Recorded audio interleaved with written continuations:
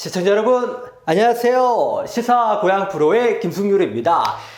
요새 경제가 워낙 안 좋다 보니까요, 이런 말까지 간간히 들려옵니다. 이러다 또 IMF가 올지도 모른다. 우리나라는 과거 IMF 외환 위기를 겪었었죠. 시간이 많이 지났습니다만 나이 든 어른들은 아직도 그 시절이 잊혀지지 않을 겁니다.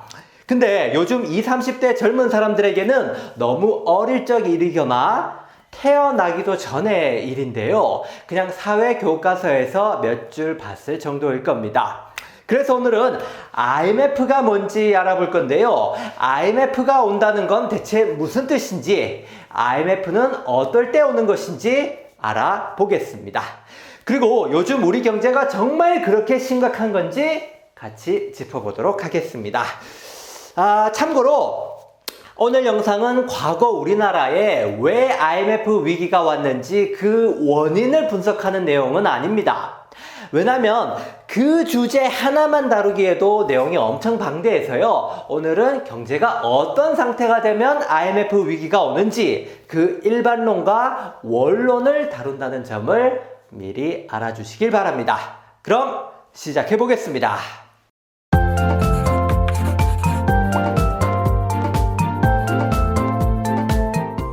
자, 언제나 그렇듯이요. 오늘도 본론에 들어가기 전에요. 그 전에 알아둬야 할 배경 지식부터 짚고 가 볼게요. 언제나 본론보다 서론이 더 긴 제 스타일 다들 아시죠? 가벼운 예시로 한번 시작해 보겠습니다. 자, 우리가 경제 활동을 하려면 그에 맞는 돈이 필요합니다. 우리나라에서는 원화가 필요하고 미국에서는 달러가 필요하고 다른 나라들도 각자 자기 나라 돈이 있죠. 예를 들어 만약에 우리나라 편의점에서 계산을 할 때 아르헨티나 돈을 내면 사장님이 뭐라고 할까요? 당연히 안 된다고 하겠죠. 그럼 코스타리카 돈을 내면요? 이것도 당연히 안 되죠. 왜 안 될까요? 아르헨티나, 코스타리카가 싫어서가 아니고 이 나라 돈은 우리나라에서 딱히 쓸모가 없잖아요. 물론 은행 가면 우리 돈으로 바꿔주기 하겠지만 거기까지 가는 것도 귀찮잖아요. 그냥 안 팔고 말지. 그죠? 당연한 말이지만 우리나라에서 살려면 우리나라 돈이 있어야 됩니다. 자, 그럼 이런 설정을 한번 해볼게요. 실제로 이런 데가 있는지는 모르겠지만 예를 들어 아르헨티나 물건을 직수입해서 파는 가게가 있다고 해봅시다. 우리나라에서 장사를 하니까 당연히 우리나라 돈을 받겠죠. 그러면 아르헨티나 돈은 받을까요? 안 받을까요? 아까 이 편의점은 굳이 아르헨티나 돈을 받을 이유가 없지만 이런 가게라면 또 다르지 않을까요? 그죠? 네, 여기는 아마 받을지도 모릅니다. 아니 어쩌면 아르헨티나 돈을 더 좋아할 수도 있습니다. 왜냐? 이 가게 사장님한테는 아르헨티나 돈도 쓸모가 있기 때문이죠. 아니 한국에 살면서 아르헨티나 돈을 어디에 쓴다는 걸까요? 물론 한국에서는 쓸 데가 없지만 이 가게는 아르헨티나 직수입 가게죠. 그러니까 아르헨티나 제품을 사올 때 그때 아르헨티나 돈을 쓰면 되죠. 그죠? 자, 그러니까 아르헨티나요 직수입 가게는 여기 아르헨티나가 있으면 아르헨티나 현지에서 이 물건을 떼옵니다. 그러니까 아르헨티나 현지 어떤 상인이 있겠죠. 이 어떤 상인이 요 가게 사장님한테 물건을 판다는 거죠. 그럼 아르헨티나 현지 상인이 물건을 여기 팔면서 돈은 뭘로 받을까요? 한국에서 장사하는 사람한테 팔았으니까 한국 돈을 받을까요? 아니겠죠. 아까 여기 편의점처럼 여기도 굳이 그렇게 할 이유가 없습니다. 번거롭게 뭐하러 그러겠습니까? 여기 물건을 사는 사람이 아르헨티나 돈을 준비해서 지불해야죠. 그죠? 아르헨티나 돈이 없으면 한국 돈을 아르헨티나 돈으로 환전을 해서라도 갖고 가야겠죠. 여기 아르헨티나 현지에서 물건을 구해오려면 말입니다. 이해되시죠? 자, 그러니까 아르헨티나 직수입 여기 사장님은 두 가지 돈이 필요합니다. 하나는 당연히 원하죠. 그죠? 뭐 발붙이고 사는 곳이 한국이니까 당연히 그렇겠죠. 그리고 또 하나는 바로 아르헨티나 돈입니다. 아르헨 머니. 그죠? 사업을 하는데 필요하니까요. 그래서 여기 사장님 집에는 이렇게 두 개의 금고가 있는데요. 하나는 원화를 보관하는 금고, 그리고 또 하나는 아르헨티나 돈을 보관하는 금고. 이렇게 두 개가 있죠. 사업이 잘 되면 이 두 금고가 같이 채워질 것이고, 사업이 잘 안 되면 금고가 텅 빌 겁니다. 그죠? 자, 딱히 어려운 예시는 아니었죠. 자, 제가 왜 이런 얘기를 했냐면요. 이 직수입 사장님처럼 요 각 나라의 정부도 실은 두 개의 금고를 가지고 있기 때문입니다. 두 개의 금고가 이렇게 있다고요. 자, 만약에 우리나라 정부라면 당연히 우리나라 돈 원화를 가지고 있을 거고요. 그리고 또 하나의 금고에는 뭐가 있을까요? 바로 다른 나라 외국 돈이 있습니다. 대표적으로는 미국 달러가 있을 거고요. 그리고 유럽에서 쓰는 유로나 중국, 일본 등 경제 규모가 큰 나라의 돈도 여기에 들어있죠. 가장 많은 비중으로 갖고 있는 돈은 단연 미국 달러입니다. 세계에서 제일 많이 쓰이는 화폐니까요. 자, 이렇게 다른 나라 돈을 보관하는 금고를 바로 외환보유고라고 합니다. 그러니까 이 외국 돈을 보관하는 정부의 금고를 바로 외환보유고라고 한단 말이죠. 정부가 다른 나라 돈을 쟁여두는 이유는 간단합니다. 이게 곧 나라의 재산이자 경제력이기 때문이죠. 세상에 돈 많아서 억울할 일이 있나요? 우리가 시장에서 물건을 사듯이 거의 모든 나라들도 세계 거대 시장에 나가서 물건을 사고 팝니다. 이때 세계 여러 나라의 돈이 통용되겠죠. 그러니 당연히 다른 나라의 돈이 많으면 그만큼 경제력에서 앞서는 겁니다. 그래서 이 외환 보유고가 있는 거죠. 이해되시죠? 자, 오늘 주제는 IMF인데 이 IMF가 요 외환 보유고하고 아주 밀접한 관계에 있습니다. 그래서 IMF 전에 이 외환 보유고를 조금 더 알아보고 가겠습니다. 자, 예를 들어 어떤 집이 돈 많은 부자가 되고 싶어 합니다. 부자가 되기 위해서 여기 사는 가족들끼리 물건을 사고 팔고 돈 거래를 한다고 해봅시다. 그럼 이 집은 부자가 될까요? 가족들끼리 돈 거래를 아무리 해봤자 이 집의 전체적인 부는 늘어나지 않죠. 부자가 되려면 요 밖에서 사회에 나가서 돈을 벌어 와야 됩니다. 그죠? 마찬가지로 우리나라가 요 원화만 무한정 많이 가지고 있으면 부자 나라가 될까요? 아니죠. 사실 원화야 한국은행에서 무한정 찍어낼 수 있습니다. 그렇게 한다고 해서 우리나라가 더 잘 사는 건 아니죠. 나라도 돈이 많고 잘 살려면 나라 밖에서 돈을 벌어 와야 됩니다. 나라 밖에서 돈을 벌어오는 방법이 뭘까요? 바로 수출입니다. 나라 밖에서 돈을 벌어오는 게 바로 수출이라는 거죠. 다들 아시죠? 자, 아시다시피 우리나라는 수출로 먹고 사는 나라죠. 옛날부터 우리가 살 길은 오직 수출밖에 없다. 이런 모토로 경제를 일으켜 왔습니다. 수출로 외국 돈을 많이 벌어오면 그게 바로 우리나라의 부가 늘어나는 거죠. 어렵지 않죠? 자, 이 외환 보유고에 돈이 많으면 많을수록 좋은 건데 어떻게 해야 외국 돈을 우리 금고에 채울 수 있을까요? 간단합니다. 말 그대로 외국 돈을 벌어오면 됩니다. 그럼 어떻게 하면 외국 돈을 벌 수 있죠?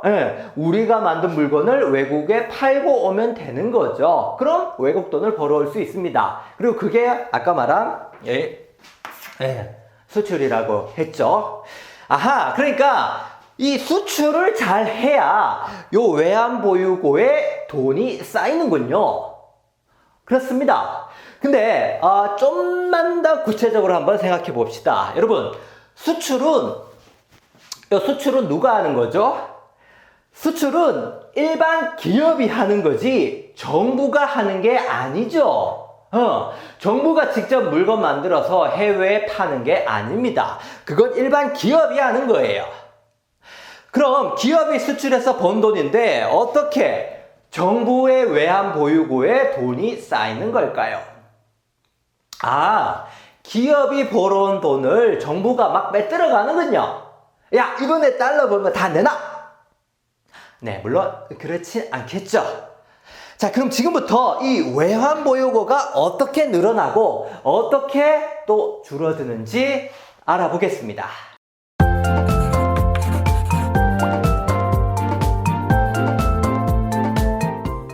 자, 기업이 수출로 번 돈을 정부는 어떻게 가져가는 걸까요?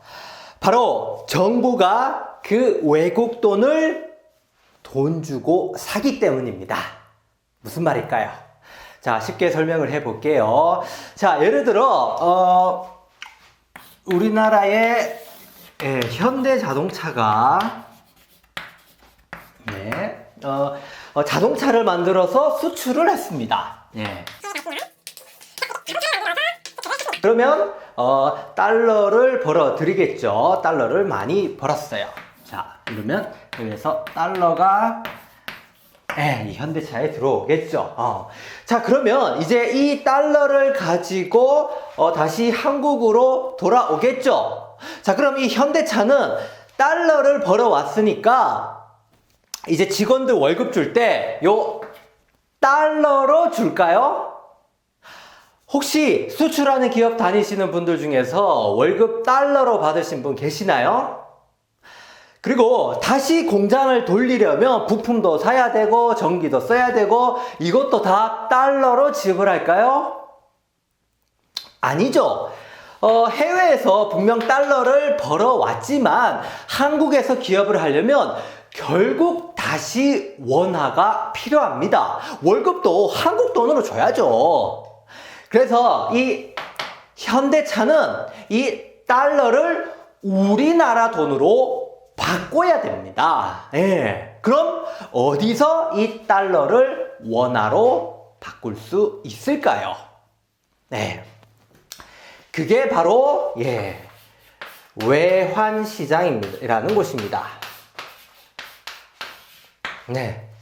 자, 외환시장은 여러 나라의 돈과 돈을 거래하는 곳입니다.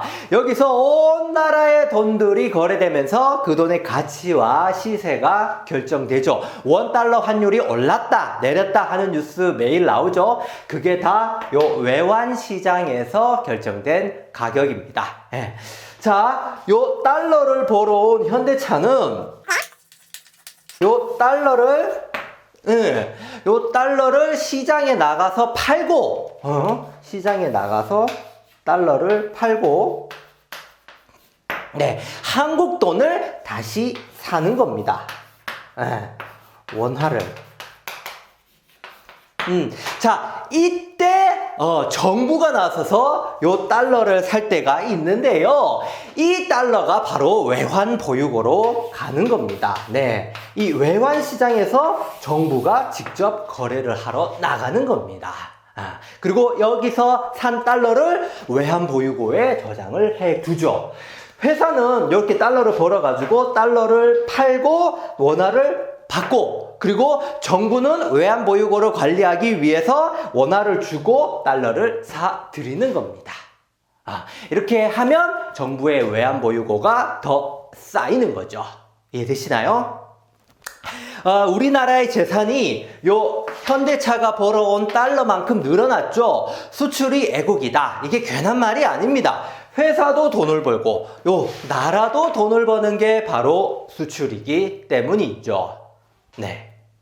자, 외환보유고에 달러가 들어오는 경우를 알아봤습니다. 네, 그게 바로 수출이라고 했죠. 네.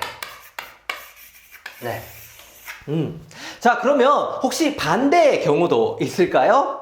당연히 있죠. 수출이 달러를 벌어 들어오는 거라면 반대로 달러를 나가게 하는 것도 있겠죠. 여러 이유가 있을 수 있지만 역시 가장 대표적인 건 바로 수입입니다. 네. 자, 수입이 어떻게 달러를 빠져나가게 할까요? 수입은 우리나라가 다른 나라 회사 제품을 사는 거죠. 근데 우리나라에서 미국산 제품을 살 때 계산을 달러로 하지는 않습니다.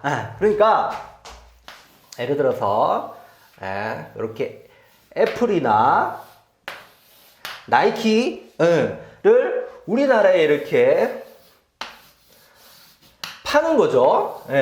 이때 스마트폰도 팔고 뭐 신발도 팔았습니다. 자, 그때 우리나라에서 여기 살 때 달러로 줬나요, 여러분들? 아니죠. 우리는 이때 원화를 주고 이 물건을 샀습니다. 자, 그러면 요 미국 회사들은 다시 미국으로 돌아갈 때 우리나라 요 원화를 가지고 갈까요? 원화로 미국 직원들 월급 주려고요? 아니겠죠. 그래서 우리나라에서 나갈 때 여기 벌었던 원화를 다시 달러로 바꾸고 싶을 겁니다. 이때는 요 원화를 팔고 달러를 사야겠죠. 그것도 바로 요 외환시장에서 이루어지는 겁니다. 자, 그러면 요 애들이 다시 고스란히 원화를 팔고 달러를 다시 사겠죠. 이때 역시 정부가 나서서 이 거래를 체결할 때가 있는 겁니다. 이해되시나요? 자, 이때는 외환 보유고가 줄어드는 거죠. 이해되십니까? 자, 쉽게 생각해서 외국 회사가 우리나라에서 돈을 많이 벌어 나가면 우리의 부는 그만큼 줄어들게 되겠죠. 외환 보유고도 떨어질 수 있는 겁니다. 자, 요즘 세상에 외딴 섬처럼 혼자 살아가는 나라는 없습니다. 수출만 하거나 아니면 수입만 하는 나라도 없죠. 수출과 수입이 동시에 이루어집니다. 수출로 번 돈이 플러스라면 수입으로 빠져나간 돈은 마이너스가 되겠죠. 이 플러스 그리고 요 마이너스를 합친 걸 바로 오늘 너무 중요한 무역수지라고 합니다. 수출, 수입, 무역수지. 자, 무역수지가 흑자라는 건 요 수출이 수입보다 더 잘 됐다는 건데요.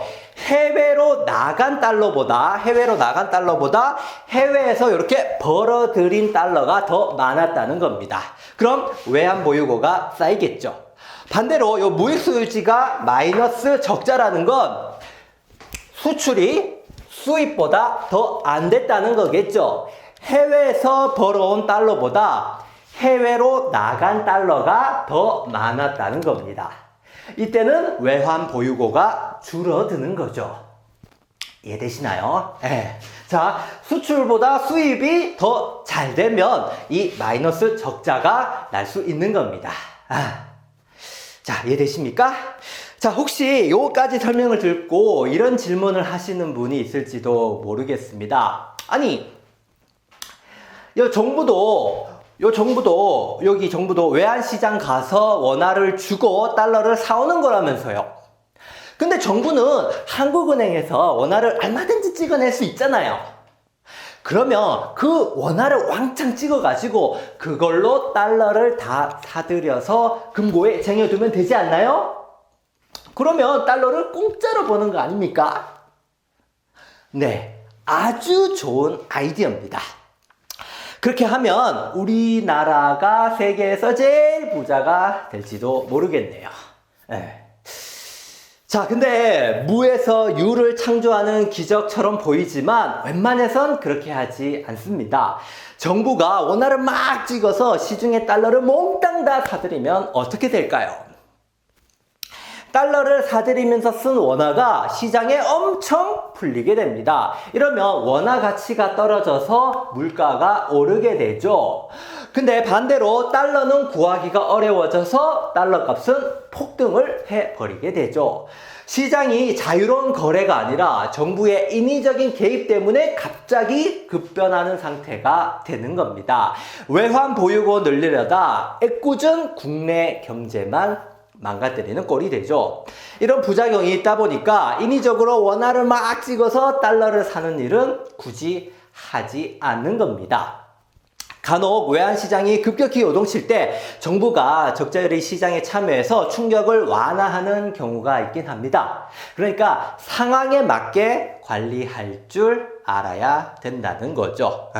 제일 좋은 건 우리나라 물건이 세계 시장에서 잘 팔려서 이런 정말 부가가치 산업으로 돈을 직접 벌어오는 거, 이게 사실 제일 짱이죠. 자, 외환보유고에서 돈이 어떻게 들어오고 나가는지 대충 이해되시나요? 그럼 외환보유고가 변동되는 요소는 이런 수출입밖에 없느냐? 그렇진 않습니다. 경제라는 게 얼마나 복잡한 놈입니까? 그래서 외환보유고에 직간접적 영향을 주는 요인들은 다양하게 있는데요. 그걸 일일이 다 설명할 수는 없지만 그래도 가장 중요한 요인은 바로 수출, 수입, 무역수지라고 할 수 있겠습니다. 쉽게 생각해서 우리나라가 세계시장에서 장사가 잘 되면 돈이 모이는 거고 안 되면 줄어드는 거였습니다. 가정이나 기업처럼 국가도 단순한 원리로 돈을 버는 거죠. 자, 이제 외환보유고에 대한 기초적인 설명은 얼추 마쳤습니다. 오늘의 주제는 외환보유고가 아니고 IMF였죠. 이놈의 외환보유고가 IMF하고는 대체 무슨 관계가 있을까요?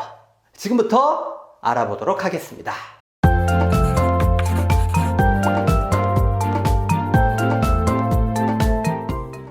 자, 누구든지 돈이 없으면 살 수가 없습니다. 그래서 어쩔 수 없이 돈을 빌려야 할 때가 있죠. 이건 개인뿐만 아니라 국가도 마찬가지입니다. 국가도 빌린 돈을 못 갚으면 부도가 나고요. 그걸 막으려면 또 어떻게든 돈을 구해야 됩니다. 그럼 국가는 어디서 돈을 빌릴 수 있을까요? 개인은 은행에서 빌리면 되지만 국가는 어디서 빌릴까요? 그게 바로 IMF라는 기구입니다. IMF는 우리말로 국제통화기금이라는 국제기구인데요. 뭐 UN이나 유니세프 같은 그런 국제기구요. 여기서 달러를 빌려오는 겁니다. 그렇다고 IMF가 무슨 은행처럼 돈 빌려주고 이자 장사하는 그런 곳은 아닙니다. 자기네 말로는 세계 자본시장의 질서를 위해서 뭐 이런저런 일을 한다고 하는데요. 깨놓고 말해서 자본주의 이념을 수호하고 전파하는 곳이라고 보면 됩니다. 자, 그럼 그냥 국제경제기구인 이 IMF가 우리나라에서는 왜 악몽 같은 이름이 되었을까요? 과거 우리나라와 IMF는 무슨 일이 있었던 걸까요? 자, 우리나라는 1990년대까지 눈부신 성장을 해왔습니다. 경제 위기는 상상도 못했고 IMF라는 말도 들어본 적이 없었죠. 그런데 경제라는 건 최고 정점을 향해 갈 때 제일 위험한 법입니다. 겉으로는 막 커지는 것 같지만 실상 속을 보면 내실이 하나도 없는 거품이었던 거죠.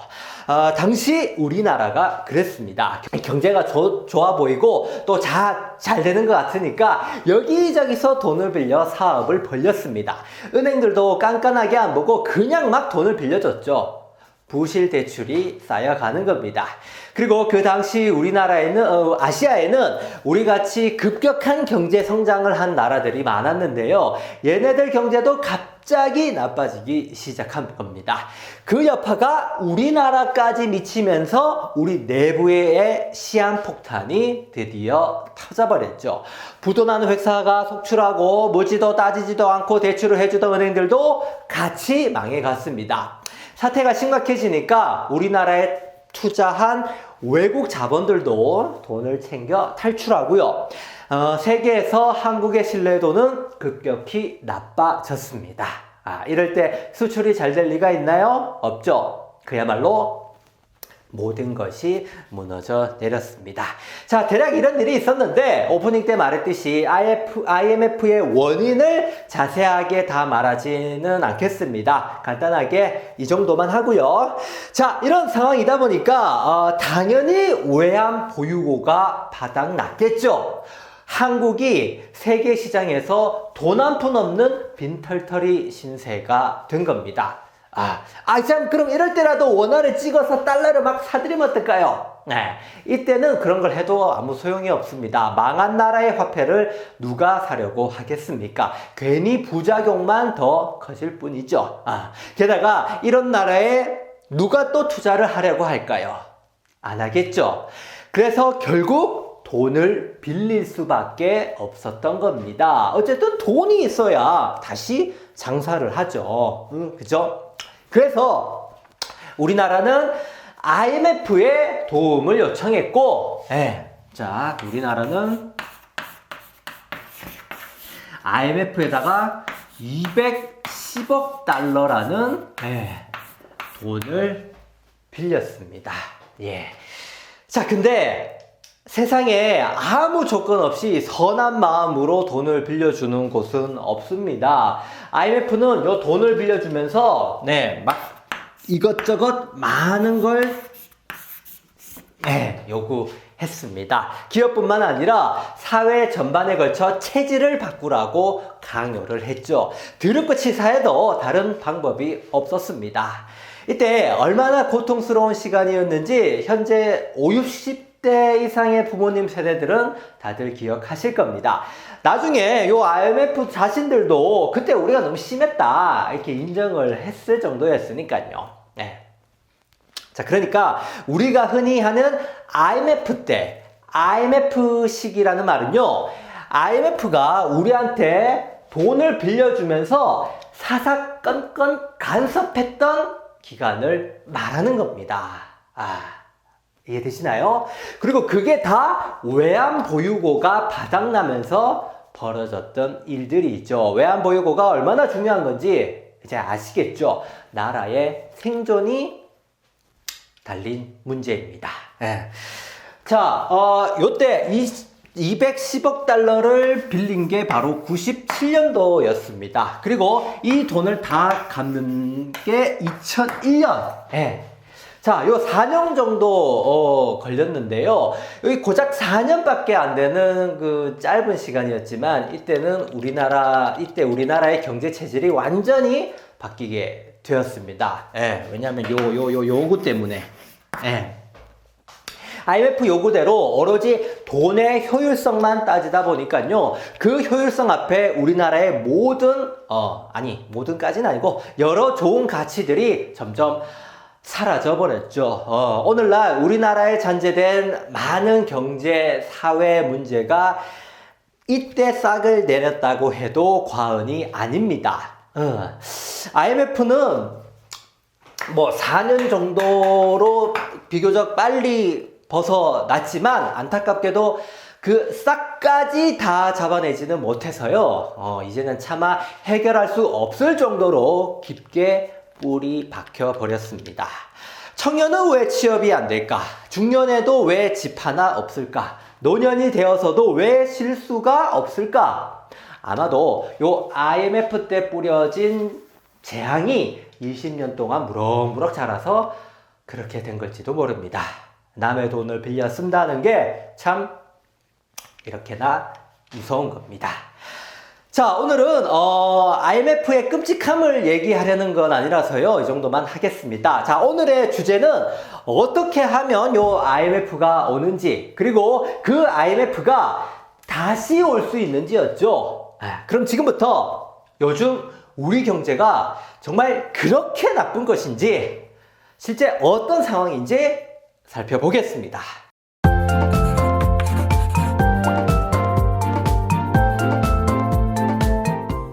자, 세간의 말처럼 다시 IMF가 올 수 있나? 실제로 가능성이 있는 건지 아니면 그저 위기감을 주려는 표현인지 헷갈립니다. 사실 우리나라에선 이 IMF라는 말 자체가 경제 위기의 대명사처럼 쓰입니다. 경제가 조금만 암울해진다 싶으면 기사나 사설에서는 이러다 IMF 온다 라는 말을 입버릇처럼 떠들죠. IMF를 겪어본 우리한테 이보다 무서운 단어도 없으니까요. 자, 그럼 이번에도 그냥 그저 그런 미사여구에 불과한 것일까? 이럴 때일수록 공포스러운 말에 휘둘리기보다는 구체적이고 정확한 수치를 보면서 판단하는 게 좋겠죠. 그 판단을 해주는 구체적인 수치가 뭐냐? 바로 오늘 내내 다뤘던 외환보유고입니다. 그러니까 지난 IMF 때도 그랬듯이 이 외환보유액이 바닥나면 우린 IMF 공포를 다시 보게 되는 겁니다. 자, 그럼 긴 말 할 거 없이 현재 외환보유고를 보면 되겠죠. 예. 현재 2023년 1월 기준으로요.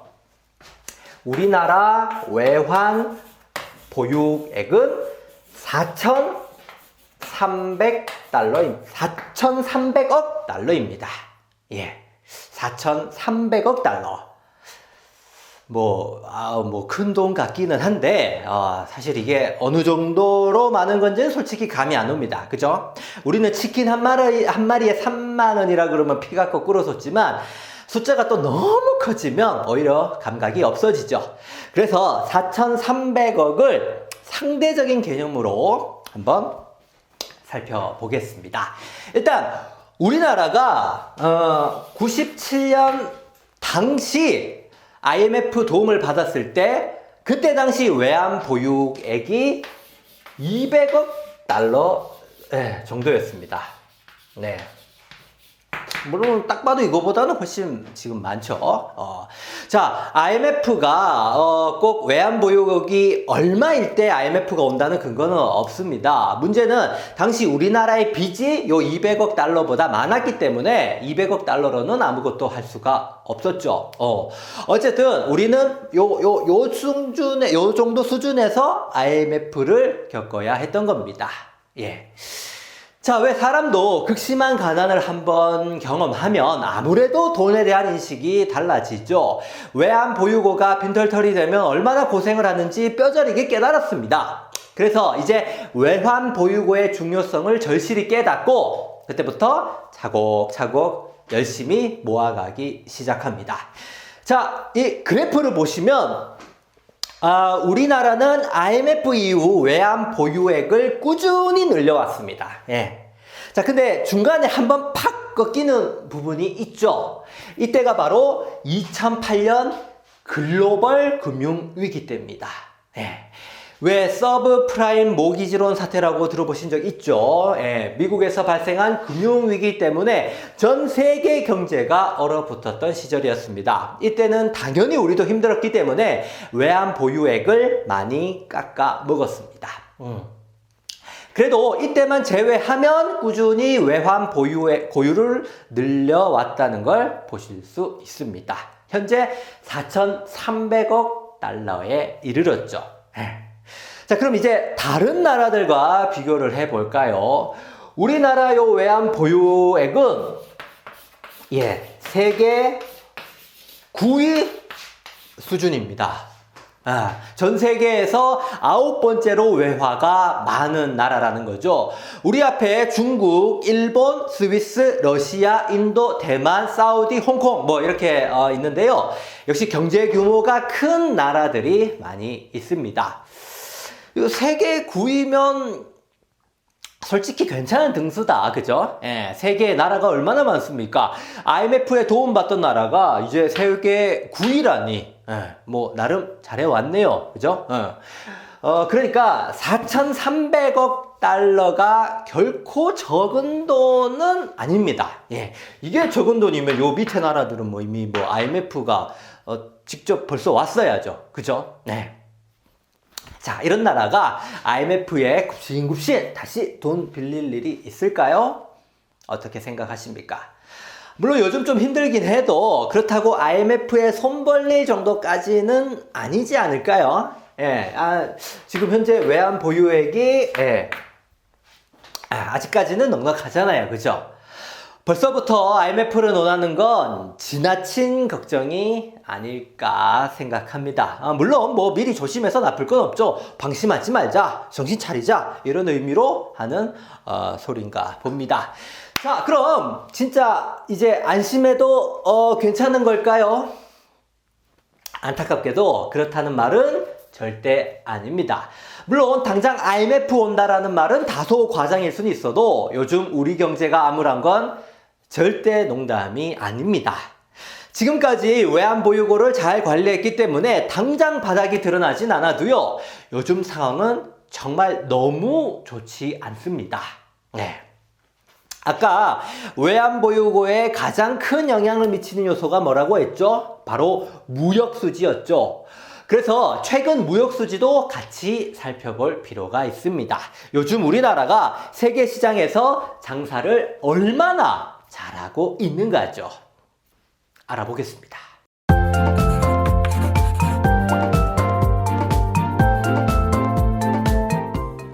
자, 최근 우리나라 무역수지 데이터를 한번 보겠습니다. 2022년 작년 한 해 우리나라 무역수지는 어땠을까요? 흑자였을까요? 적자였을까요? 아쉽게도 적자였습니다. 번 것보다 쓴 게 더 많았다는 거죠. 장사가 썩 좋지 못했다는 겁니다. 자, 자세하게 살펴보면 작년 2022년에 우리나라는 472억 달러의 무역 적자를 기록했습니다. 예, 472억 달러 적자. 적자가 안 좋다는 건 알지만 요 472억 달러 적자도 썩 와닿지가 않습니다. 그죠? 제가 풀어서 설명을 좀 드리겠습니다. 우리나라가 1960년대 신발, 가발 뭐 이런 걸로 본격적인 수출을 시작하고 나서부터요. 현재까지 무역수지 적자가 난 해가 딱 4번 있었습니다. 그러니까 우리나라 60년 무역 역사에서 적자가 났던 적은 딱 4번밖에 없었다고요. 예. 대단하죠? 자, 그럼 그 4번이 언제냐? 역사상 첫 적자는 바로 1996년이었습니다. 예. 1996년에 첫 적자가 발생하고 그게 97년까지 이어지면서 IMF가 왔다고 했죠. 그러니까 우리나라 사상 첫 적자이자 역대 4번 중 2번의 적자가 모두 IMF 때였습니다. 힘들었던 시절이었으니까요. 자, 그리고 3번째 적자 난 해가 바로 2008년 글로벌 금융위기 때였습니다. 이때 외환 보유액도 팍 떨어졌던 거 아까 보셨죠? 적자가 많이 났기 때문입니다. 자, 그리고 4번째 우리나라 무역 역사상 4번째 적자를 기록한 해가 바로 작년 2022년이라는 겁니다. 2008년 금융위기 이후 14년 만이죠. 예. IMF와 글로벌 금융위기 예, 이때 나던 적자가 바로 작년에 드디어 기록을 하게 된 겁니다. 예, 작년에요. 뭐 그래요. 뭐 장사를 뭐 어떻게 맨날 잘 될 수가 있겠어요. 사업이란 게 안 될 때도 있는 거죠. 적자가 날 수도 있다고 치고, 그러면 그 적자 규모를 한번 살펴봅시다. 아까 작년 적자가 472억 달러라고 말씀드렸는데 이게 과연 어느 정도일까요? 참고로 요 4개 연도 중에서 적자가 가장 심했던 해는 언제였을까요? 아무래도 우리 경제 역사상 가장 힘들었던 요 IMF 때지 않을까요? 아닙니다. 그러면 글로벌 금융위기 때? 그것도 아닙니다. 바로 작년이 역대 최대 규모의 적자였습니다. 예. 역대 최대. 예. 작년이요. 바로 작년. 바로 몇 달 전에 그 작년. 예. 우리나라 무역 역사상 그 무역 적자가 제일 심했던 한 해가 바로 작년이었다는 겁니다. 자, 심지어 요 472억 달러 적자는 요 3개 해 연도의 적자를 다 합친 것보다도 더 큽니다. 그러니까 요 작년을 제외하고 역대 우리나라의 무역 수지 적자 총합보다 작년 1년 동안의 적자가 더 크다는 말입니다. 예. 자, 구체적인 통계를 보면 1996년에 206억 달러. 예. 그리고 97년에 84억 달러. 그리고 2008년에 132억 달러의 적자가 났습니다. 이걸 다 합쳐도 요 472억 달러가 안 되죠. 작년에 적자가 이 정도로 심각했다는 말입니다. 놀라셨나요? 혹시 이 사실을 처음 들어보셨나요? 예, 제 개인적인 생각에는 이 사태의 심각성에 비해 보도가 그렇게 많이 되진 않았던 것 같습니다. 요 3개 해를 다 합친 것보다 더 큰데 말이죠. 자, 근데 이 끔찍한 이야기는 아직 끝이 아닙니다. 요 작년 역대 최대 적자를 기록했으면 이제 올해부터라도 잘해야죠. 근데 올해 2023년 1월부터 2월에 무역 수지 적자 통계도 정말 처참합니다. 놀라지 마십시오. 올해 1월, 2월 무역 수지도 무려 180억 달러의 적자를 기록한 겁니다. 2022년 작년 총액 무역 적자가 472억 달러라고 했죠. 근데 올해 단 2달 만에 그 2달 적자만 해도 벌써 180억 달러라는 겁니다. 작년 적자의 40%를 고작 2달 만에 달성한 거죠. 새해가 되어서도 전혀 나아지지 않고 있다는 말입니다. 이 추세로 간다면 올해 상반기 안에 작년 적자를 넘어설 거고요. 거기다 올해 역대 최대 적자 신기록을 다시 쓸지도 모릅니다. 역대 최대가 올해를 기록하게 되겠죠. 어떻습니까? 이게 요즘 세계 시장에서 우리나라 실적입니다. 이런 상황이다 보니까 자꾸 IMF 하는 겁니다.